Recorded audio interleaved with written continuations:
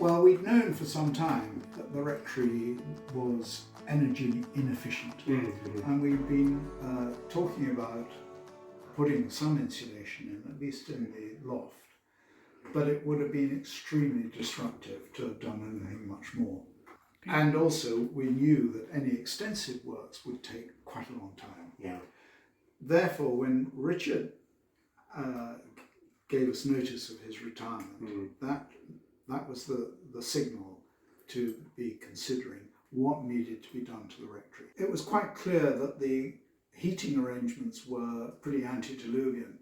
The Rectory was powered by an oil-fired Rayburn, which did the central heating and the cooking, but not both at the same time.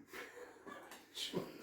Okay. So clearly that needed to go. Yeah. And as a minimum, which was the first iteration of the Rectory renovations, that as a minimum we needed to replace that with a modern oil-fired boiler. Right. And because the regulations had changed, the oil tank wasn't bunded, and therefore that would need to be changed.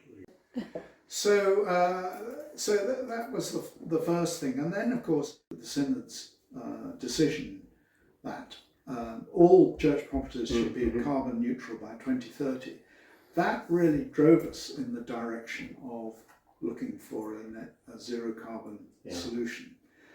We were also extremely lucky that one of our parishioners ran a fundraising campaign, and within 10 days of intensive telephoning raised £69,000, which with gift aid gave us a pot of 81,000.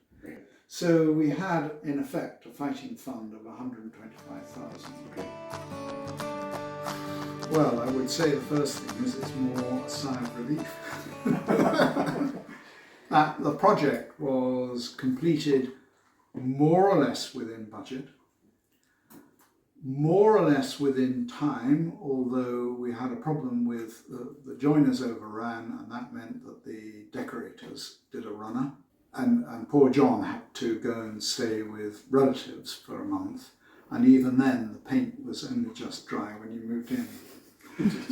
I think that morning you probably finished. And that was most of that was Christopher and his wife Elizabeth. So thanks Elizabeth to you. did a lot of it. Yeah. I think the fact that actually it works, Yeah. because you can do your calculations, and I spent the first 3 months of the project doing very little other than gaining estimates and doing calculations and working my way through the options to come to what I felt was the best option. But there are rules of thumb for calculating how much heat, and of course you can just work out what the surface area of the building is and calculate it from that.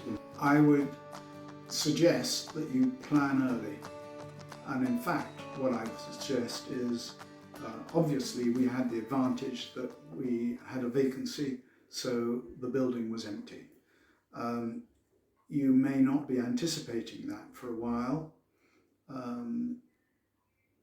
but nonetheless I would suggest that you need to get onto it straight away in raising money, because there are lots and lots of charities which will give you money, little or lots, for doing work on a church.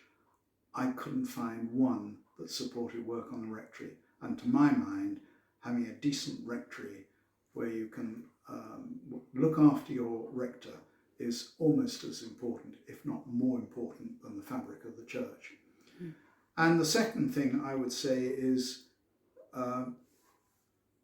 it takes a lot of time to do your calculations and get your estimates. I had a 6-month window to complete this job, actually rather less, but it took 6 months.